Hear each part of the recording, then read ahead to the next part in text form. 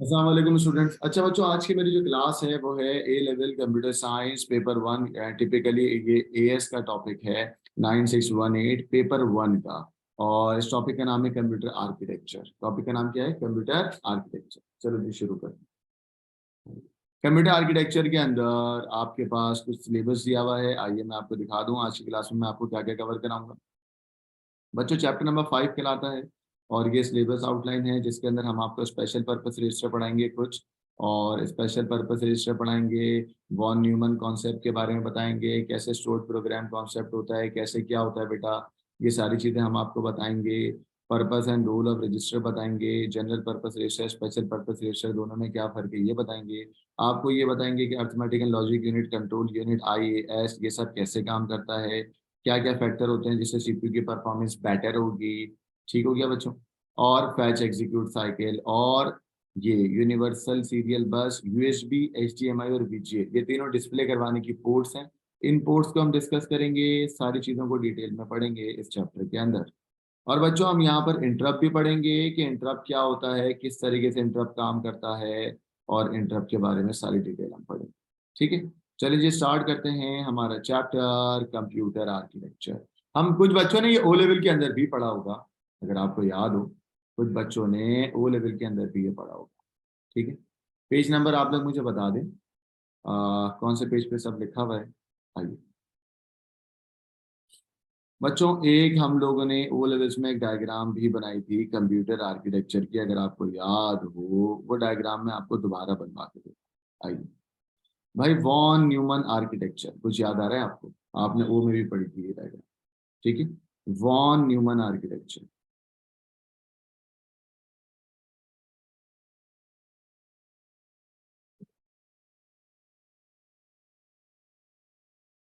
Von Neumann architecture याद आया बच्चों? हमने ओ लेवल में ही पढ़ी थी।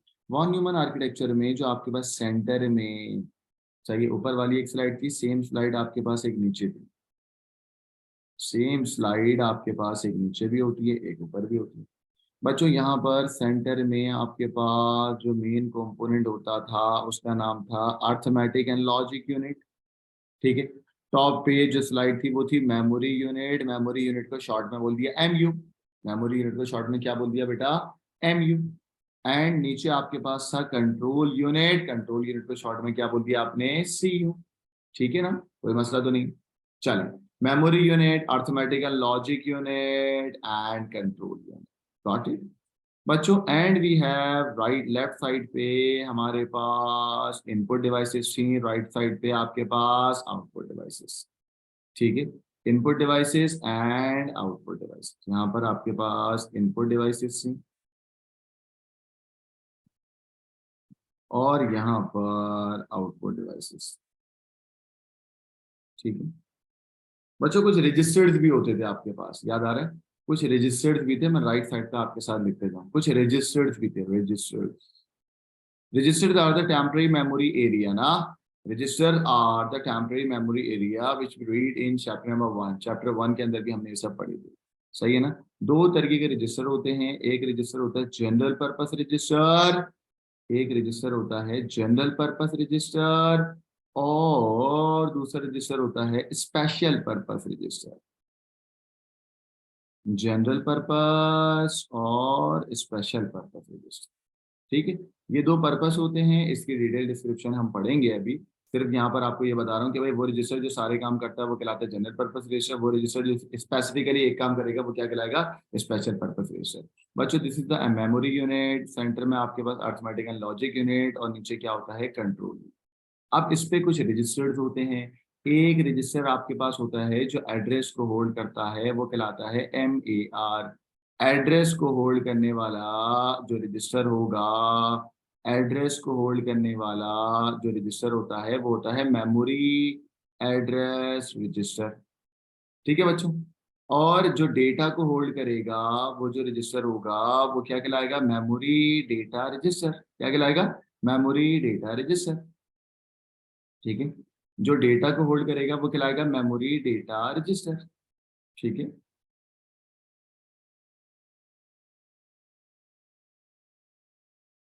अब आप बोलेंगे सर ये एड्रेस और डेटा में क्या फर्क है?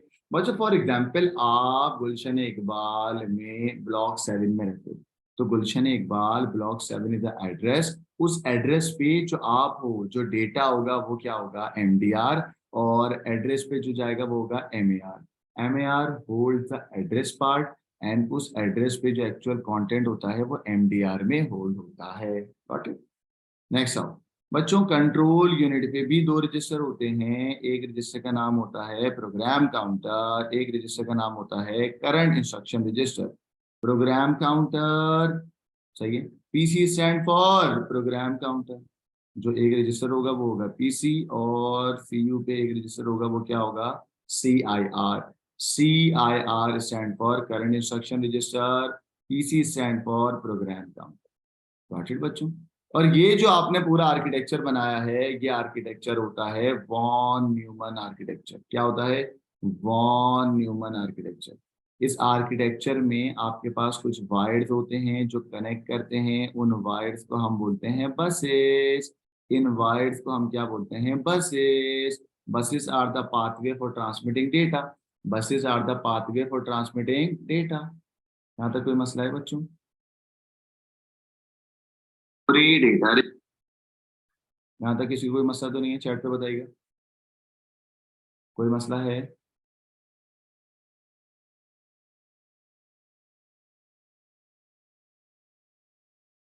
एड्रेस, चलिए बेटा अपने नाम सही करके आए ताकि मैं आपसे मुखातिब हो सकूं। ठीक हो गया। तो बच्चों ये जो आपके पास होता है ना, ये हमने ओ लेवल में पढ़ा भी है, ये कहलाता है बसेस। बसेस का मतलब होता है pathway for transmitting data. Von Neumann architecture ने पहली मर्तबा एक कॉन्सेप्ट प्रेजेंट किया था। उस कॉन्सेप्ट का नाम था स्टोर्ड प्रोग्राम कॉन्सेप्ट। क्या नाम था? Stored program concept. क्या नाम था? Stored program concept. क्या नाम था? Stored program concept. लिखने की जरूरत नहीं है, मैं बताऊंगा कहाँ पे लिखना है। मुझे बस पेज नंबर बता दें कौन से पेज पे ये डायग्राम ऑलरेडी बनी हुई है। मेरे पास नोट्स नहीं है अभी आपके।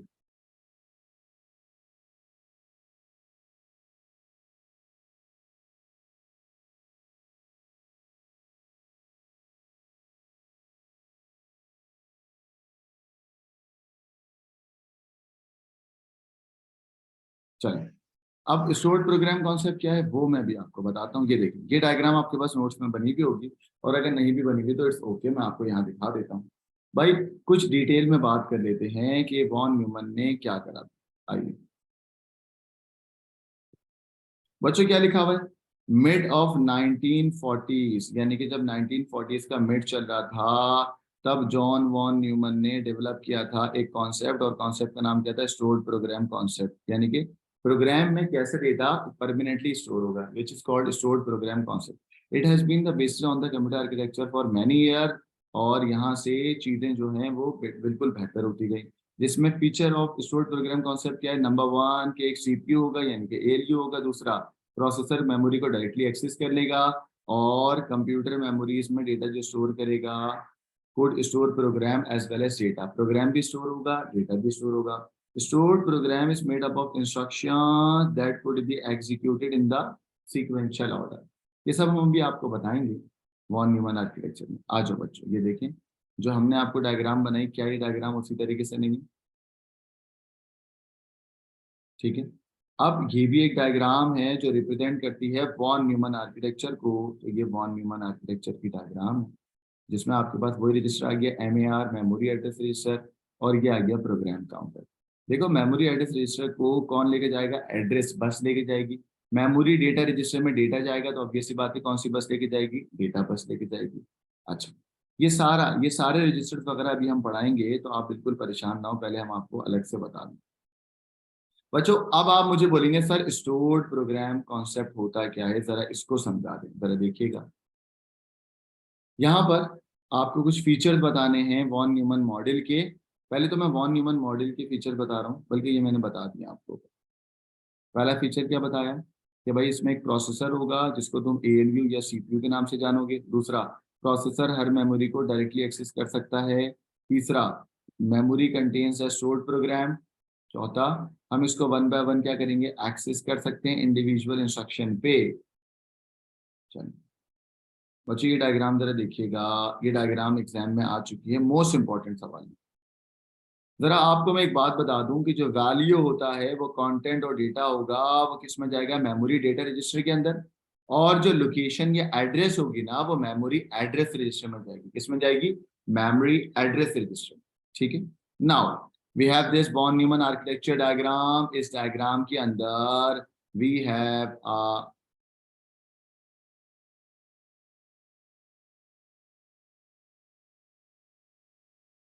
अब यहां देखिए बच्चों, वी हैव दिस। इसके अंदर ये तुम्हारे पास प्रोसेसर दिख रहा है आपको बेटा, ये आपके पास जो मैं कलर्ड कर रहा हूँ ये एरिया आपके पास प्रोसेसर है। ठीक है, दिस इज योर प्रोसेसर। इस प्रोसेसर में एक आपके पास रजिस्टर है। ठीक है, सिस्टम क्लॉक है, कंट्रोल यूनिट है, अर्थमेटिक एंड लॉजिक यूनिट। ठीक है, तो प्रोसेसर के अंदर रजिस्टर होता है, सिस्टम की क्लॉक होती है, कंट्रोल यूनिट होगा और अर्थमेटिक एंड लॉजिक यूनिट होगा। बच्चों सिस्टम क्लॉक को और कंट्रोल यूनिट को आपस में मिलाने के लिए एक आपके पास वायर होगा जो रेड कलर से मैंने बनाया हुआ है। इस वायर को, इस चीज को हम क्या बोलते हैं, कंट्रोल बस। ठीक है, और बेटा डेटा बस सिर्फ दो चीजों को मिलाता है, वो है रजिस्टर, डेटा लेके जाता है register and the main memory, register and the main memory. और सॉरी एड्रेस बस, एड्रेस लेके जाता है between main memory and the register. Data bus तो ये रही ना, डेटा बस जो बनेगी, डेटा बस एक्चुअल में दो चीजों के दरमियान है, कौन कौन सी, register and the main memory. अच्छा, और उसी उसी टाइप पे यहीं पर आपके पास एड्रेस बस भी है। पहले एड्रेस जाएगा between register and the main memory पे, और उसी पे डेटा जाएगा। तो बच्चों लेफ्ट साइड पे ये मैंने यही बनाया है, अगर आप देखना चाहो कि register and the main memory के दरमियान पहले एड्रेस बस से एड्रेस जाएगा एंड देन डेटा जाएगा। कंट्रोल बस तीन चीजों के दरमियान जाएगा, यानी कि तीन चीजों के दरमियान चीजों को मैनेज करेगा। सिस्टम क्लॉक मोस्ट इंपॉर्टेंट, क्योंकि सारे सिस्टम की एक्टिविटीज को मैनेज करना, सिंक्रोनाइज करना सिस्टम क्लॉक का काम है, कंट्रोल यूनिट का काम है। ऑब्वियसली बात है, कंट्रोल बस कंट्रोल यूनिट को मैनेज करेगा and the most important part of the processor is control unit. Got it. तो ये डायग्राम जरा देख लीजिएगा, लाजमी याद कर लें, इस डायग्राम को एग्जाम में आ चुकी है, लेबल करते वक्त। अब आ जाए बेटा, एक दफा एग्जाम में सवाल आया था कि स्टोर्ड प्रोग्राम कॉन्सेप्ट क्या होता है, स्टोर्ड प्रोग्राम कॉन्सेप्ट कैसे होता है। तो बच्चों इसको ऐसे याद रखिएगा कि हम अपने प्रोग्राम को स्टोर करा देते हैं किसी भी परमानेंट मेमोरी यानी कि सेकेंडरी स्टोरेज डिवाइस के अंदर, which is hard disk drive या which is solid state drive. हम अपने प्रोग्राम को इसमें स्टोर करा देते हैं। डेटा और इंस्ट्रक्शन मूव हो रही होती है किसमें बेटा, रैम में। हम रैम से वन बाय वन रजिस्टर्स में मूव करते हैं और रजिस्टर से हासिल करते हैं जब जब मुझे जरूरत पड़ेगी, जब जब मुझे जरूरत पड़ेगी। अगर आपको डायग्रामेटिक व्यू चाहिए इसका, तो आइए मैं आपको डायग्रामेटिक व्यू दिखा देता हूँ इसको, ताकि आपको ज्यादा सही समझ आए। हाउ स्टोर्ड प्रोग्राम कॉन्सेप्ट क्या होता है,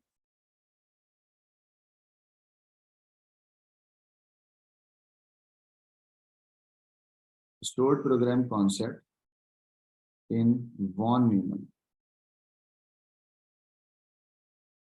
ठीक है, इन वॉन न्यूमन आर्किटेक्चर।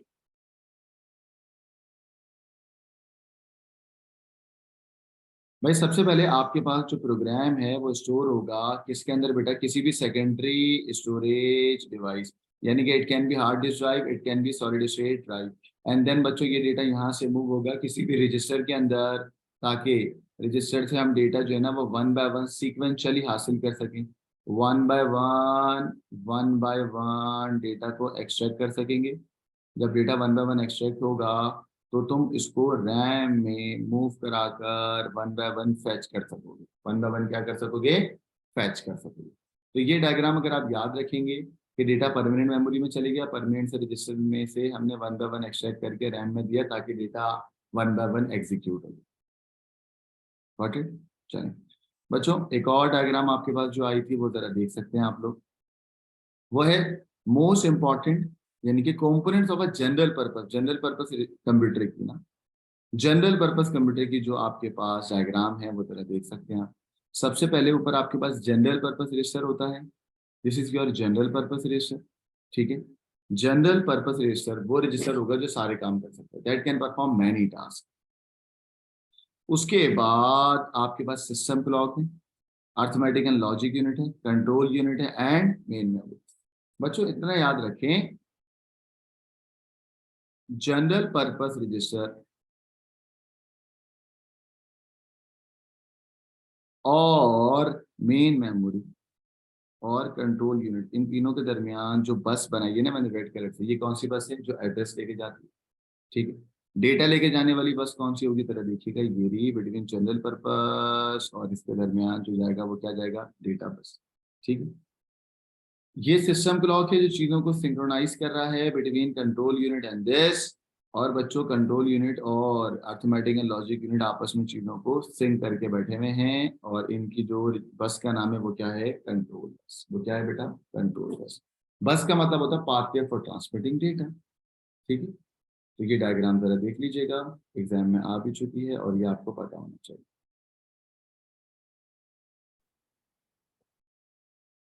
आओ बच्चों, कुछ कंपोनेंट्स होते हैं जो वॉन न्यूमन मॉडल के होते हैं, जरा मैं आपको दिखा दूं। पहले कंपोनेंट का नाम होता है arithmetic and logic unit. Arithmetic and logic unit एक ऐसा कंपोनेंट होता है जो इंस्ट्रक्शंस को ऐड और सब्ट्रैक्ट कराएगा, क्योंकि अर्थमेटिक का मतलब होता है ऐड या सब्ट्रैक्ट करवाना, एंड लॉजिक का मतलब होता है हमें उस पर मल्टीप्लाई यानी कि एंड गेट, हमें उस पर प्लस यानी कि और गेट, और हमें उस पर इन्वर्स करना होगा विच इज नॉट गेट। तो अर्थमेटिक एंड लॉजिक यूनिट भी आप, अर्थमेटिक एंड लॉजिक यूनिट का एक और नाम होता है प्रोसेसर। और प्रोसेसर बहुत इंपॉर्टेंट होता है, प्रोसेसर में कैलकुलेशंस होती हैं। तो हम यहाँ पर एक और वर्ड भी लिख सकते हैं, calculation on data, calculations on data. और बच्चों एएलयू पे जो रजिस्टर होगा ना, उस रजिस्टर का नाम होगा एक्यूमुलेटर। क्या नाम होगा? एक्यूमुलेटर।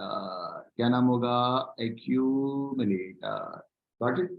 नेक्स्ट आइएगा, मेमोरी यूनिट जब भी होगा ना आपका, तो मेमोरी यूनिट में दो पार्ट होंगे। एक पार्ट होगा जो एड्रेस पार्ट होगा, जो एड्रेस रजिस्टर में जाएगा which is memory address register. और मेमोरी यूनिट पे एक और पार्ट होगा जो डेटा पार्ट होगा, वो किसमें जाएगा? Memory data register. अब ये क्या होता है अभी हम डिटेल में पढ़ाएंगे आपको। कंट्रोल यूनिट पे चीजें कंट्रोल और manage the flow of data होगा। जो भी पूरी इंस्ट्रक्शंस में पूरे कंप्यूटर रजिस्टर के अंदर जो चीजें मैनेज हो रही होंगी, सिग्नल्स को सिंक्रोनाइज किया जा रहा होगा, manage the flow of data होगा, वो सब कौन कर रहा होगा? Control unit. और कंट्रोल यूनिट पे दो रजिस्टर का काम होता है, प्रोग्राम काउंटर और सीआईआर। प्रोग्राम काउंटर और सीआईआर। इसकी एग्जांपल हम ऐसे देते हैं, जरा देखिएगा। मेमोरी एड्रेस रजिस्टर और डेटा के रजिस्टर की बता रहा हूँ। बच्चों यहाँ पर सारा का सारा डेटा है और यहाँ पर सारा का सारा एड्रेस है। 101 एड्रेस पे कंटेंट पड़ा हुआ है 11, 102 एड्रेस पे कंटेंट पड़ा हुआ है 12, 103 एड्रेस पे कंटेंट पड़ा हुआ है 13। तो बच्चों अगर मैं आपको बोलूँ एड्रेस पार्ट है, तो एड्रेस पार्ट 101, 102, 103। अब आपसे कोई बोलता है कि भाई आप मुझे बताएं 101 पे कंटेंट क्या है, तो आप बोलेंगे सर 101 पे कंटेंट तो 11 है, और कंटेंट हमेशा किस में जाएगा? कौन से रजिस्टर में? एमडीआर में। और 101 क्योंकि एड्रेस है, तो एड्रेस किस में जाएगा? एमएआर में। किस में जाएगा? एमएआर में, ठीक है। अब बच्चों यहाँ पर यही सवाल यहाँ पर आया था, अगर आप देखें तो हम बच्चों को ऐसे बताते हैं कि अगर कोई आपको बोले ना 101 पे, आप बोलोगे सर 101, तो यह सवाल ऐसे है, write content of the address 101। 101 is the address, तो address register is memory address register. And 101 पे जो एक्चुअल कंटेंट है वो 11 है, दैट इज एमडीआर यानी कि मेमोरी डेटा रजिस्टर। सही। तो ये चारों कंपोनेंट आपको समझ आ गए होंगे। चौथा कंपोनेंट तो मैंने अभी पढ़ाया ही नहीं है आपको, आइए दिखाते हैं। बेटा डेटा और इंस्ट्रक्शन आने से पहले, डेटा और इंस्ट्रक्शन आने से पहले जहां पर वेट कर रहे होते हैं, या वो वेट जहां हो रहा होता है, वो कहलाता है आईएएस। क्या कहलाता है बच्चों? आईएएस। यानी कि बिफोर एग्जीक्यूशन। यानी कि क्या?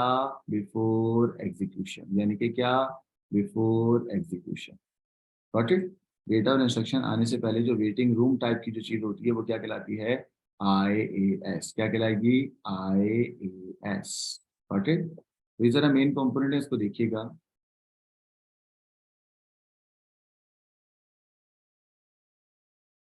बच्चों आप जरा देखिएगा, भाई आपके पास दो तरीके के रजिस्टर भी होते हैं। Register are the temporary memory area ना, register are the temporary memory area, register are the temporary memory area. जब रजिस्टर एक टेम्पररी मेमोरी एरिया होता है, और इसके अंदर दो कैटेगरी बनती है बच्चों। एक वो कैटेगरी होगी जो एक वक्त में सारे काम करेगा, जो एक वक्त में सारे काम करता है, वो कहलाता है जनरल पर्पस रजिस्टर। और जनरल पर्पस रजिस्टर सिर्फ आपके पास एक ही होता है, वो होता है एक्यूमुलेटर। क्या होता है? एक्यूमुलेटर।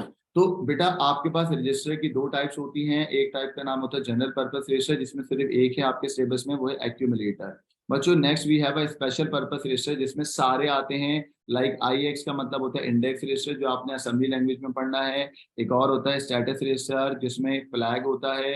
एक और आपके पास होगा program counter, current instruction register, memory address register, memory data register.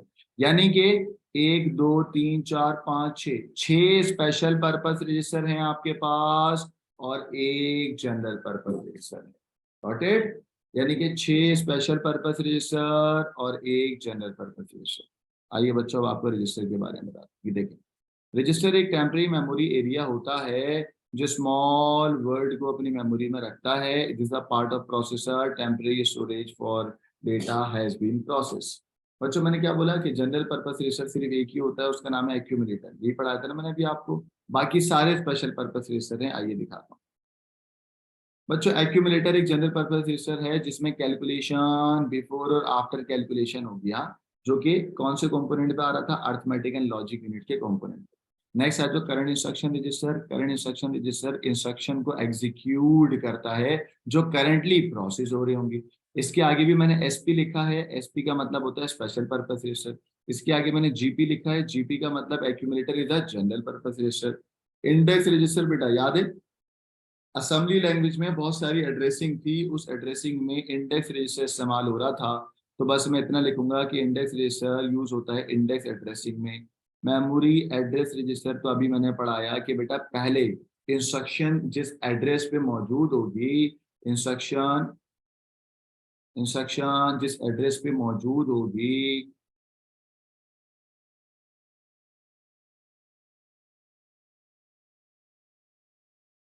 सही।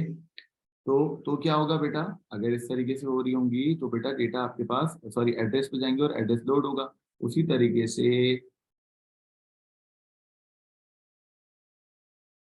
इसी तरीके से बेटा आपके पास मेमोरी डेटा रजिस्टर होता है। अच्छा, मेमोरी डेटा रजिस्टर का एक और नाम होता है मेमोरी बफर रजिस्टर। सही है। मेमोरी डेटा रजिस्टर का एक और नाम होगा मेमोरी बफर रजिस्टर।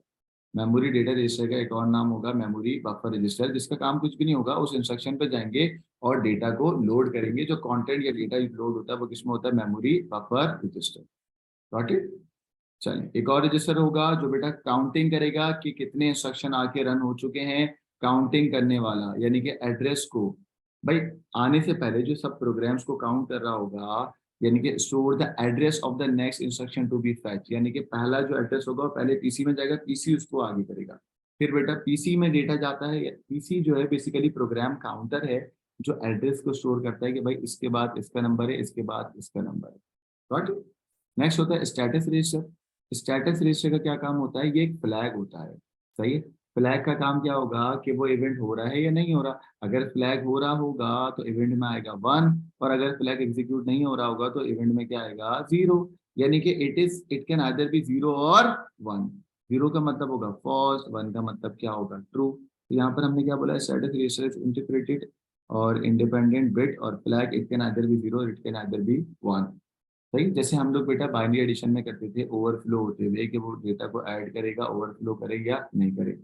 अगर ओवरफ्लो हो रहा है तो उसको 1 कर दो, अगर ओवरफ्लो नहीं हो रहा तो उसको 0 रहने दो। आओ बच्चों, फॉर्मेट डेफिनेशन है कुछ लिखी हुई है बुक की, इसका स्क्रीनशॉट आप लोग ले सकते हैं। ये बिल्कुल बुक की फॉर्मेट डेफिनेशन है सारे रजिस्टर की। सिर्फ इतना बता दूं कि जनरल पर्पस रजिस्टर एक ही होता है, वो होता है एक्यूमुलेटर, बाकी सब स्पेशल पर्पस रजिस्टर। एमडीआर का एक और नाम बता दिया। एमडीआर प्रोग्राम काउंटर स्टोर करता है एड्रेस जो कि अगला रीड और राइट होना है। इस एड्रेस रजिस्टर में या तो 0 आएगा या तो 1 आएगा कि वो रन हुआ या नहीं हुआ। मेमोरी डेटा रजिस्टर में कंटेंट आएगा, एड्रेस रजिस्टर में एड्रेस आएगा। IX इधर इंडेक्स रजिस्टर जो इंडेक्स एड्रेसिंग में असेंबली लैंग्वेज में इस्तेमाल होगा। करेंटली स्टोर करना या डिकोड या एग्जीक्यूट करना CIR का काम है। वीडियो पॉज करके आप स्क्रीनशॉट ले सकते हैं।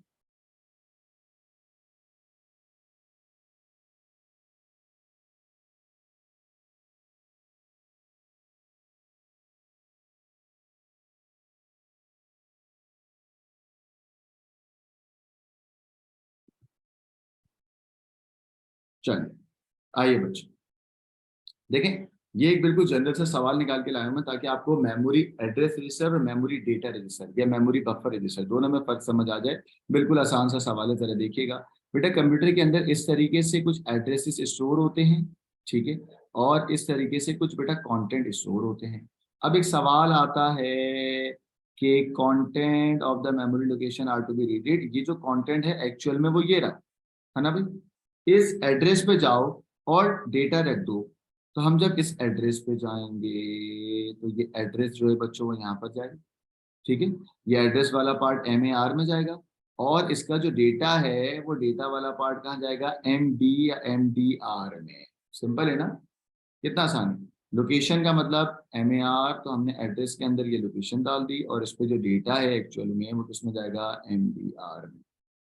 Got it. मैंने लिख भी दिया कि बेटा MDR का मतलब डेटा यानी कि कंटेंट और वैल्यू होती है, MAR का मतलब एड्रेस का लोकेशन होगा।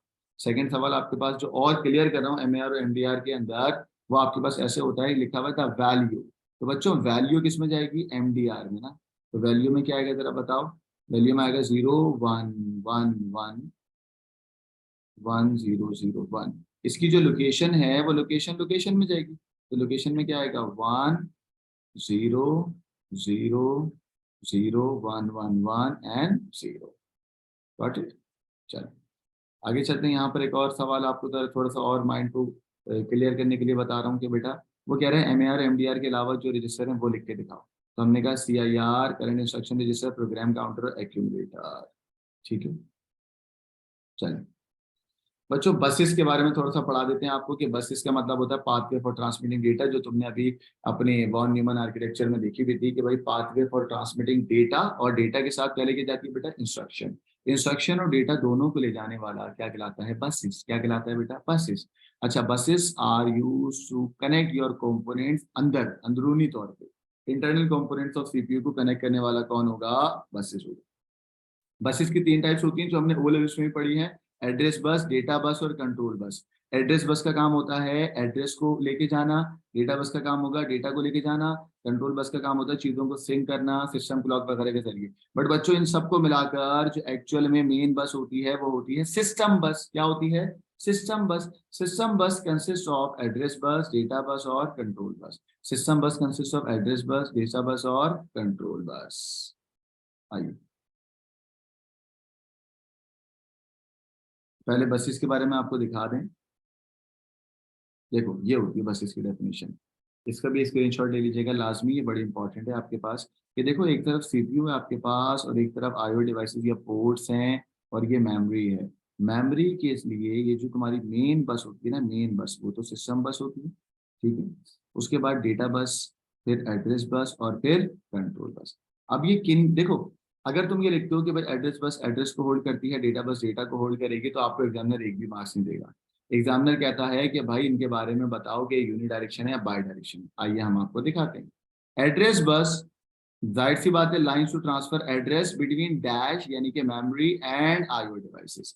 एड्रेस बस के आगे मैं आपको सिर्फ ये कहूंगा कि एड्रेस बस एड्रेस लेके जाएगा, लेकिन ये लिखना जरूरी है कि वो मेमोरी और IO डिवाइसेस के दरमियान एड्रेस लेके जाएगा। और एड्रेस बस एक वक्त में एक ही डायरेक्शन रखता है यानी कि वो यूनि डायरेक्शन, तब जाके 2 मार्क्स मिलेंगे आपको। Same goes with data bus. Data bus data तो ट्रांसफर करता है बिटवीन किस किस के दरमियान, between processor and memory and IO devices के दरमियान, सही है। और बच्चों जो तुम्हारा ये डेटा बस है ना, data bus data bus uni direction नहीं है, बाई डायरेक्शन। देखो डेटा बस क्या है, by direction. Data bus transfer करता है बिटवीन प्रोसेसर डेटा को and memory and IO devices, ठीक है। एड्रेस बस एड्रेस लेके जा रहा है, ये कोई नई बात नहीं है, वो तो नाम से हमें जाहिर है। लेकिन मेमोरी और IO डिवाइसेस के दरमियान, और एड्रेस बस जो है वो यूनि डायरेक्शन है, डेटा बस जो है वो बाई डायरेक्शन है। अब आ जाओ कंट्रोल बस। कंट्रोल बस बोलता है भाई मैं अपना मजे से चीजों को मैनेज करता हूँ, सिग्नल्स वगैरह को देखता हूँ। और कंट्रोल बस कैन आइदर भी uni direction, control bus uni भी होता है, डिपेंड करता है, और बाई भी होता है। Control bus can either B यूनिडायरेक्शन और बाई डायरेक्शन। कंट्रोल बस जो है वो यूज टू ट्रांसमिट और कंट्रोल सिग्नल, और since all timing signal are generate according to the control signal. और कंट्रोल बस एक्चुअल में क्लॉक साइकिल को भी मैनेज करेगा, सही है। द क्लॉक साइकिल क्या होती है? The clock define the clock cycle which synchronize all the computer operation. ठीक है।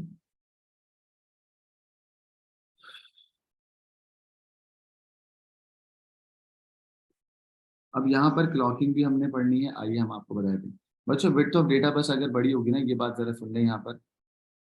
विड्थ ऑफ डेटा बस यानी कि डेटा बस का साइज, अगर डेटा बस का साइज बड़ा होगा, साइज तो नहीं बोलेंगे, विड्थ ऑफ डेटा बस बोलते हैं। अगर विड्थ ऑफ डेटा बस इंक्रीज होगी ना, तो सीपीयू की परफॉर्मेंस बेटर होती है। तो जाहिर सी बात है, एक बिट अगर ज्यादा बड़ी है तो उसमें डेटा ज्यादा ट्रांसफर हो सकता है ना। तो विड्थ ऑफ डेटा बस can make CPU better performance. ठीक है, याद रखिएगा।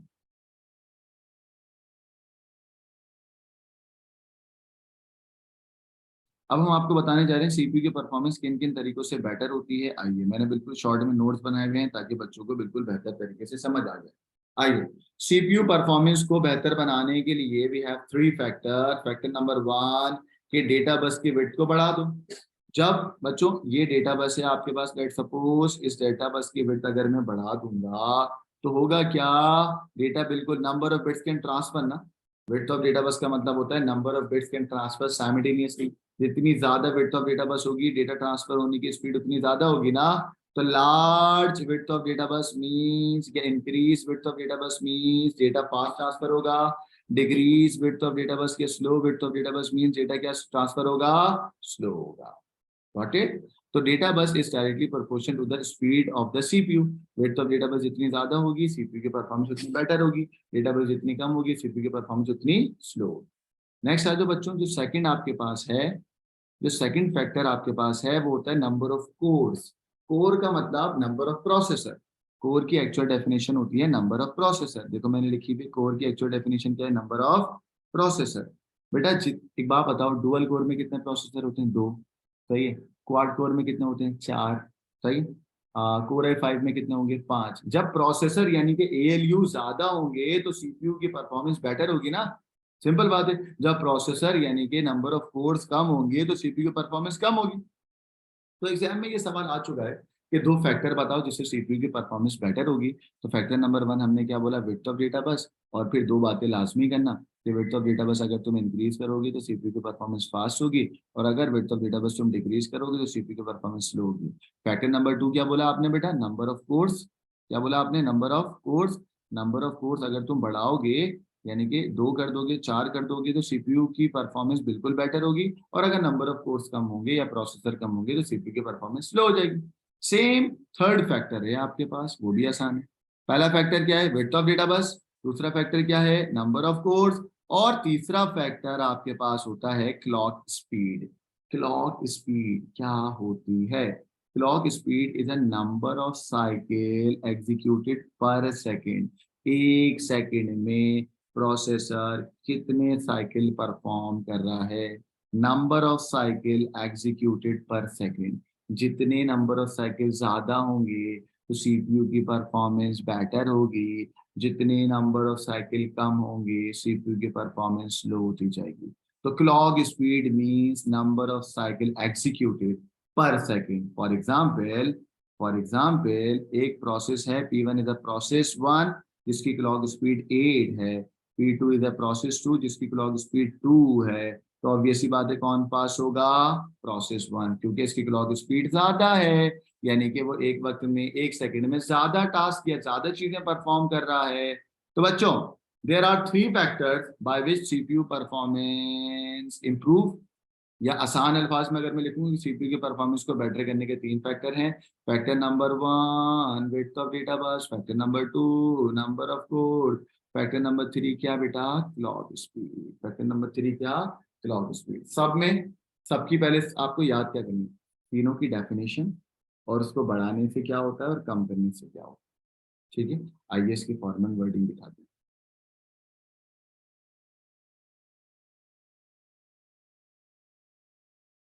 ये रहो। देखिएगा बच्चों, फॉर्मल वर्डिंग देखते हैं। वो आपसे कह रहा है factor which improve the performance of the CPU. ठीक है।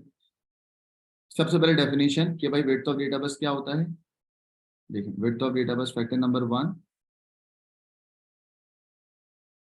एंड फैक्टर नंबर टू क्या बोला मैंने? Clock speed. Number of course के बारे में नहीं लिखा हुआ अभी मेरे पास। आइए, वैसे नंबर ऑफ कोर्स भी होती है। आइए बच्चों, हमने कहा विड्थ ऑफ डेटा बस के बारे में देखो कि पहली डेफिनेशन क्या है विड्थ ऑफ डेटा बस, डेफिनेशन ये रही, ठीक है। और क्लॉक स्पीड की डेफिनेशन भी ये रही, ठीक है बेटा। वो कह रहा है width of data bus means number of bits can be simultaneously transfer. ये हो गई इसकी डेफिनेशन, किसकी बेटा, विड्थ ऑफ डेटा बस की। और ये हो गई क्लॉक स्पीड की। Determine the number of cycles CPU जो है वो एग्जीक्यूट करता है पर सेकंड। अब यहाँ पर बताना है किसको बढ़ाने से क्या होगा, कम करने से क्या होगा। Increase the width of data बस, increase the number of bits, ठीक है। और decrease the width of data बस, उससे सीपीयू की परफॉर्मेंस डिक्रीज हो जाएगी। ये बात लिखी हुई है कि सीपीयू की परफॉर्मेंस बेटर होगी। सेम बात यहाँ पर है, क्लॉक स्पीड का क्या करना है, increase the clock speed, increase the number of operation. हाँ, there is a limit of a clock speed ताकि हीट फैक्टर ना हो। और क्लॉक स्पीड बढ़ाने से आपको प्रॉब्लम भी आएगी, उसको बोलते हैं हीटिंग प्रॉब्लम। हाँ, ठीक। नंबर ऑफ कोर्स के बारे में आपको बता चुका हूँ, नंबर ऑफ प्रोसेसर तो होता है और उसको बढ़ाओगे तो सीपीयू की परफॉर्मेंस बेटर होगी। चलें, आइए बच्चों, फैच एग्जीक्यूट साइकिल भी बताने हैं आपको।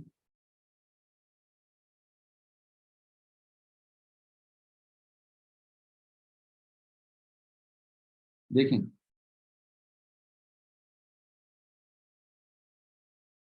एक आपके पास साइकिल होता है, उसका नाम होता है फैच एग्जीक्यूट साइकिल।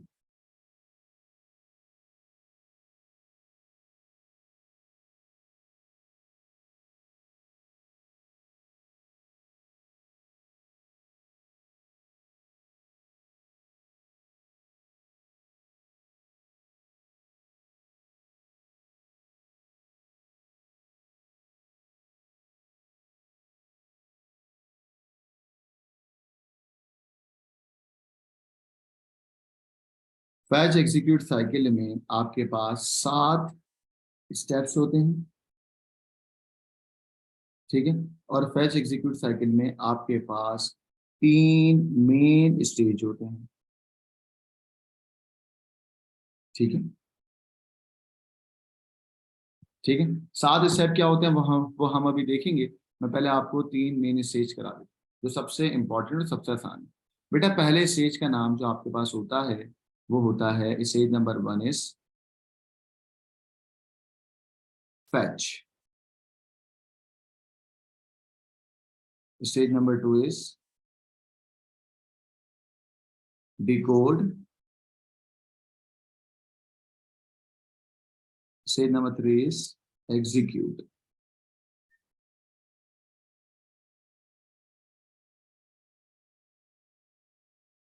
चलो बच्चों, हमने कहा पहला स्टेज आपके पास होता है फैच, दूसरा आपके पास होता है डिकोड, तीसरा आपके पास होगा क्या, एग्जीक्यूट। अब आप बोलोगे सर ये 3 स्टेज हैं क्या। बेटा बिल्कुल आसान है, वो आपसे कह रहा है वॉन न्यूमन आर्किटेक्चर में डेटा सबसे पहले जाएगा और वापसी डेटा निकाल के लाओगे, दिस इज कॉल्ड फैच।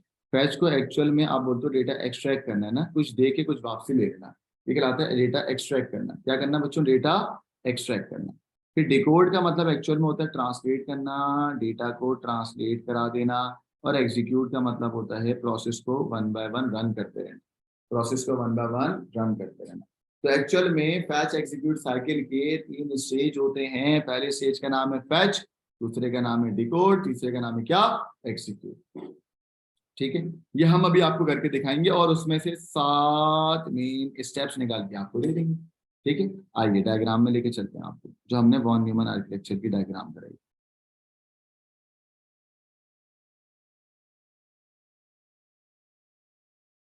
हाँ, ये भी याद दिलाएगा कि इंटरनल क्लॉक और ये भी कराऊंगा सिस्टम क्लॉक।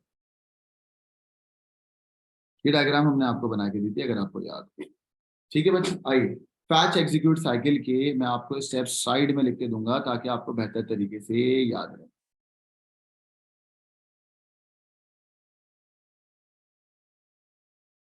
चलिए बेटा, सबसे पहले इंस्ट्रक्शंस आने से पहले जो वेट कर रहा होता है ना डेटा, वेटिंग रूम जो होता है वो होता है आईएएस में। यानी कि आने से पहले जो बफर टाइप की चीज होती है ना, या बफर इसलिए वर्ड बोल रहा हूँ ताकि आपको याद रहे कि वेटिंग होगी। वेटिंग रूम या वेट हो रहा होता है इंस्ट्रक्शन लोड होने से पहले, वो किस में होती है बेटा, आईएएस में। किस में होती है बेटा, आईएएस में। किस में होगी बेटा, आईएएस में डेटा लोड हो रहा हो एक्चुअल में। पहली दफा जो एड्रेस लोड होता है वो होता है प्रोग्राम काउंटर में। तो पहला पॉइंट लिखा कि डेटा सबसे पहले पीसी में आता है। पीसी यानी कि गेट पे एंट्री पॉइंट होता है। पीसी कहता है ओह भाई आप आ गए, चलो मैं आपको बताता हूँ आपको कहाँ जाना है। तो एक्चुअल में आपके पास जो डेटा होता है ना, वो सॉरी एड्रेस लोड होता है किसमें, प्रोग्राम काउंटर में। तो भाई फैच एग्जीक्यूट साइकिल के 7 स्टेप्स में यहाँ लिखने जा रहा हूँ, जो पूरे चैप्टर के सबसे ज्यादा इंपॉर्टेंट स्टेप्स। आइए देखिए। पहला स्टेप, इंस्ट्रक्शन लोड होगी किसमें बेटा, पीसी में। किसमें बेटा, पीसी में। किसमें बेटा, पीसी में। ठीक है। पीसी के बाद एड्रेस बस से होता हुआ एड्रेस लोड हो जाएगा एक रजिस्टर में जो होगा मेमोरी एड्रेस रजिस्टर। तो address is loaded from PC to, जब पीसी ने जब लोड करके कहाँ भेज दिया, एमएआर में। तो स्टेप नंबर 2 कि भाई डेटा एड्रेस लोड हो गया एमएआर में फ्रॉम पीसी टू एमएआर। कितना आसान। नंबर 3, जब एड्रेस लोड हो गया तो डेटा बस से होता हुआ, एड्रेस लोड हो गया तो डेटा बस से होता हुआ किस में चले गया, डेटा के रजिस्टर में। और डेटा के रजिस्टर क्या है, एमडीआर, है ना। यानी कि पहले पीसी, फिर पीसी से एमएआर, एंड देन एमएआर से किस में गया, एमडीआर। तो यहाँ पर मैंने लिखा तीसरा पॉइंट, अगर आप देखें कि डेटा एमडीआर में लोड हो रहा है और दे कौन रहा है, मेमोरी एड्रेस रजिस्टर। कौन दे रहा है बेटा, मेमोरी एड्रेस रजिस्टर। कौन दे रहा है बेटा, memory address register. And then finally जब चीजों को एग्जीक्यूट करना होगा, तो फाइनली एग्जीक्यूट करने के लिए, करेंटली एग्जीक्यूट करने के लिए we have a current instruction register. तो point number 4, data currently execute करेगा सीआईआर, और कहाँ से आएगा लोड, कहाँ से होगा बेटा, मेमोरी डेटा रजिस्टर से। ठीक है। तो ये तुम्हारी एक साइकिल कंप्लीट हो गई फॉर वन इंस्ट्रक्शन। ये तुम्हारी एक साइकिल कंप्लीट हो गई फॉर वन इंस्ट्रक्शन। ठीक है। Now for the next cycle, जब दूसरा इंस्ट्रक्शन आएगी तो वो दोबारा पीसी में लोड होगा। पीसी बोलेगा भाई मैं पहले 1 था, तुम्हारे लिए मैं कितना हो जाऊंगा, 2। कितना हो जाऊंगा, 2। तो बच्चों पॉइंट नंबर 5 क्या होगा, पॉइंट नंबर 5 कहता है मैं पीसी के अंदर +1 का इंक्रीमेंट करूंगा। तो point number 5, for the next instruction PC will increment by 1, क्योंकि ये अपने काउंटर को 1 करेगा ना। ठीक है। एंड देन नेक्स्ट इंस्ट्रक्शन, दोबारा नेक्स्ट इंस्ट्रक्शन का एड्रेस लोड होगा कहां पर, एमएआर में। तो बच्चों this is point number 6। Point number 6 is for the next instruction. जो 2 और 6 ऑलमोस्ट सेम होगा, बट 2 जो था वो पहली इंस्ट्रक्शन के लिए था, और 6 जो है वो सेकेंड इंस्ट्रक्शन के लिए है। 2 जो है वो पहली इंस्ट्रक्शन के लिए था, 6 जो है वो नेक्स्ट इंस्ट्रक्शन के लिए है। ठीक है ना। तो एक्चुअल में दिस इज एमएआर के अंदर डेटा दोबारा पीसी दे रहा है, बट आगे एक लाइन लिख लो। वो क्या लिख लो कि फॉर नेक्स्ट इंस्ट्रक्शन, अगली इंस्ट्रक्शन के लिए हो रहा है, हाँ पहली के लिए नहीं हो रहा। सही है।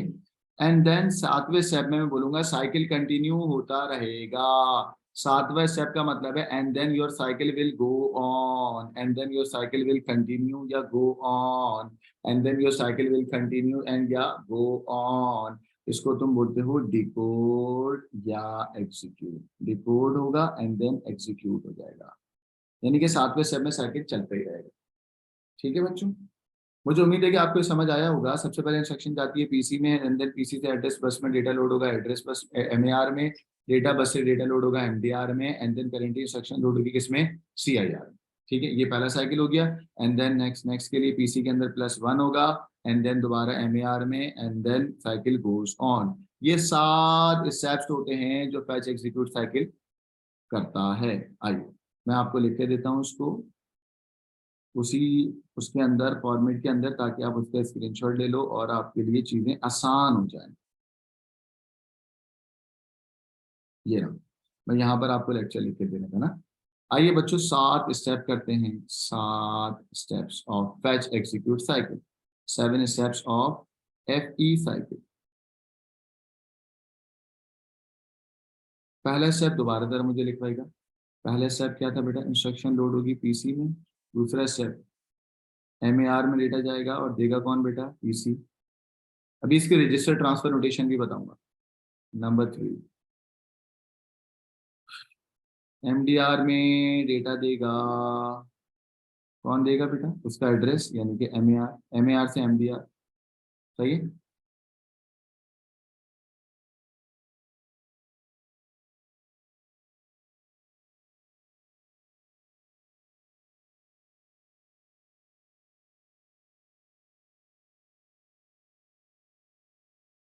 क्या लिखे जा रहा हूँ, एमडीआर में डेटा देगा उसका एड्रेस, ठीक है।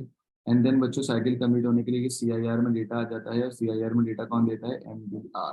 This is first cycle has been completed, ठीक है। फॉर द नेक्स्ट साइकिल दोबारा पॉइंट नंबर 5 पीसी क्या हो जाएगा, +1। फिर दोबारा point number 2 is almost same for the point number 6 ना, जिसमें एमएआर में डेटा दोबारा देगा कौन, प्रोग्राम काउंटर। बट आगे मैंने लिख दिया सेकंड साइकिल की बात हो रही है। एंड देन 7 स्टेप में साइकिल कंटिन्यू होती है बेटा, कंटिन्यू का मैं बोलता हूँ डिकोड और एग्जीक्यूट, डिकोड और एग्जीक्यूट। गॉट इट बच्चों। तो एग्जाम में ये फैच एग्जीक्यूट साइकिल की दो बातें ही पूछी गई हैं हमेशा, कि भाई 3 मेन स्टेज क्या होते हैं, तो हमने कहा stage 1 is fetch, stage 2 is decode, stage 3 is execute. और इसके साथ स्टेप क्या होते हैं, पीसी इंस्ट्रक्शन लोड होगी, पीसी से एमएआर, एमएआर से एमडीआर, एमडीआर से CIR, then PC+1 and so on. बच्चों इसकी रजिस्टर ट्रांसफर नोटेशन दिखाता हूँ आपको।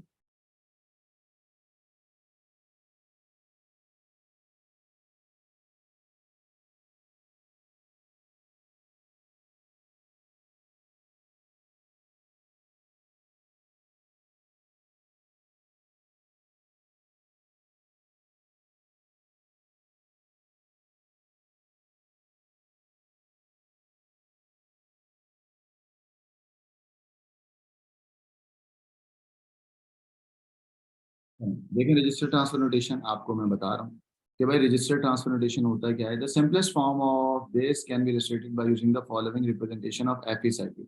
आइए पहले स्टेप के अंदर जो हमने आपको अभी पढ़ाया था, अगर आप देखें तो यही नहीं है, हमने आपसे यही कहा ना कि भाई पीसी से डेटा किस में जाता था, एमएआर के अंदर। तो एक्चुअल में उसने कहा कि पीसी का जो एड्रेस होगा ना, एड्रेस के लिए उसने स्क्वायर ब्रैकेट बनाया, पीसी का एड्रेस किस में जाएगा, एमएआर में। तो हम इसको ऐसे लिखते हैं, पीसी का एड्रेस किस में जाएगा, एमएआर में। सेकंड उसने आपसे कहा कि एमएआर पे डबल ब्रैकेट लगा, अगर आप देखो एमएआर पे डबल ब्रैकेट क्या लिखा हुआ है कि ये आपके पास एमएआर का एक ब्रैकेट, उसके बाद इस एमएआर पे जो तुम जाओगे इसका जो एड्रेस होगा वो एक्चुअल में लोड होगा किसके अंदर, एमडीआर। यानी कि एमएआर के अंदर खुद एक एड्रेस होगा, address of address, double bracket का मतलब है उस एड्रेस पे भी जो एड्रेस होगा वो लोड होगा किसके अंदर, एमडीआर में। और फिर एमडीआर दोबारा लोड होगा किसके, एमडीआर किस में लोड होगा, सीआईआर में। और पांचवें स्टेप में क्या बोला था, पीसी के अंदर क्या होगा, +1, ठीक है। तो बच्चों एग्जाम में सवाल आया था what is meant by this double bracket use in this expression, तो आपने क्या बोला, आइए दिखाता हूँ। वो आपसे कह रहे हैं पास पेपर में,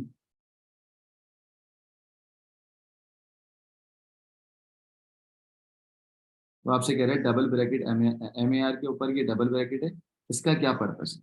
तो हमने कहा कि भाई इस एम ए आर का मतलब है कि इसके ऊपर कोई कंटेंट स्टोर है, content of that address which transfer to the M D are.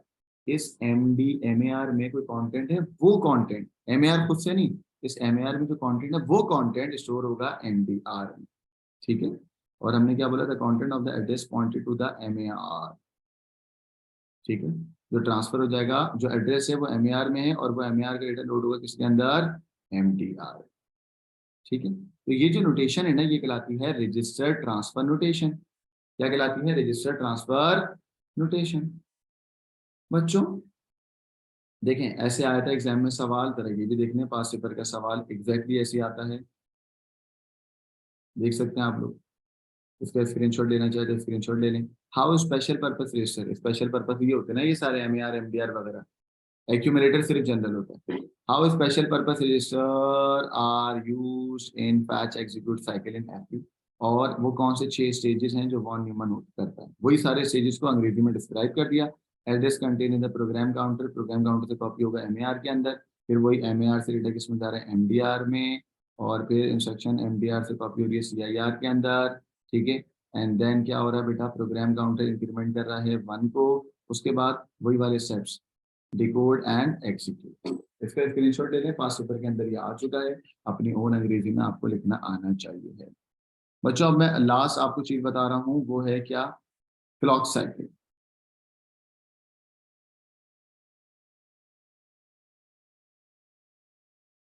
ये ना बच्चों, दो तरह की क्लॉक होती है आपके पास। वो क्लॉक जो प्रोसेसर के अंदर होगी वो कहलाएगी इंटरनल क्लॉक। देखें,